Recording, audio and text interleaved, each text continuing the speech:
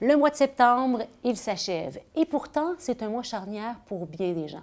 Peut-être qu'on parle un peu trop que c'est la fin des vacances, la fin du flânage au lit, des heures et des heures. Nous retrouvons maintenant Amélie pour nous en parler d'une manière toute nouvelle et différente.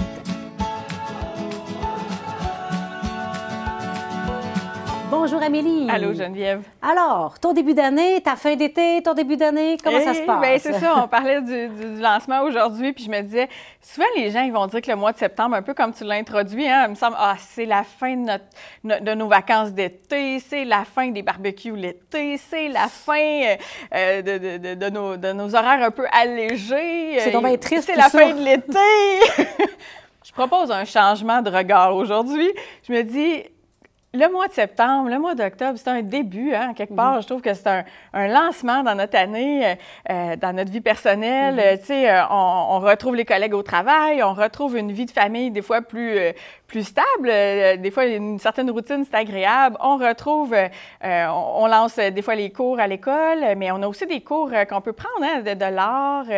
Je le sais que le début de l'année, Geneviève, officiellement, là, c'est janvier. 1er janvier. C'est ça.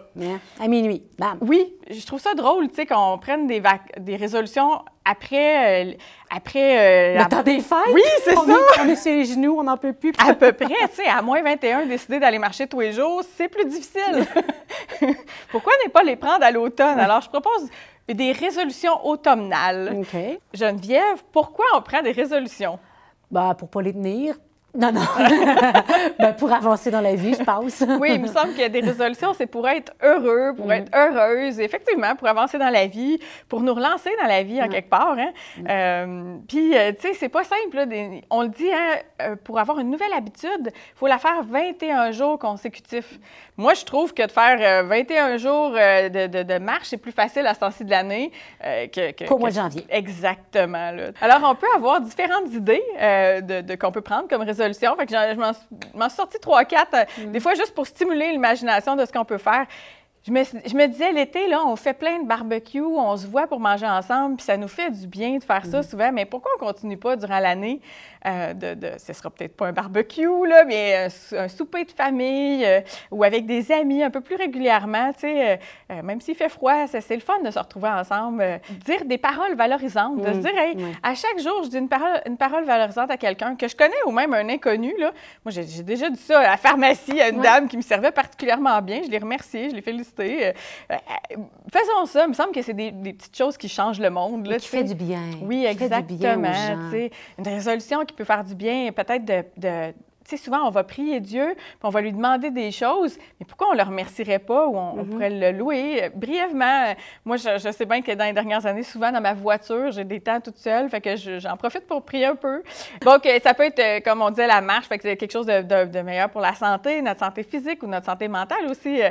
C'est le genre de résolutions qui peuvent arriver dans une vie puis qui font du bien, là, tout simplement.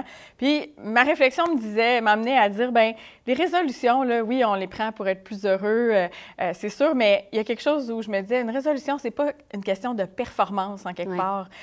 On est vraiment dans l'ordre il me semble, de la relation, de ce qui nous met en lien. On en a beaucoup parlé dans les derniers mois, de dire qu'on s'ennuyait de voir nos proches. Fait qu'il me semble que les résolutions, moi, qui dans ma vie m'ont rendue le plus heureuse, c'est des résolutions qui m'ont mis en lien avec des gens. Voilà, je vous souhaite des résolutions en ce début d'année. Alors, une résolution automnale, peut-être, cette année. Il faut grandir dans la vie et dans nos relations avec les autres. Exactement, puis nous relancer de façon positive cet automne. Merci, Amélie. Des belles idées que tu nous partages pour nous faire grandir, pour nous donner voilà, un dynamisme et un élan dans notre nouvelle année qui débute. Ça fait plaisir, Geneviève. Poursuivons maintenant avec une belle rencontre, celle de Marie-Ève et son fils François-Élie de la région de l'Aubinière. Regardons ensemble ce reportage inspirant d'une famille bien de chez nous.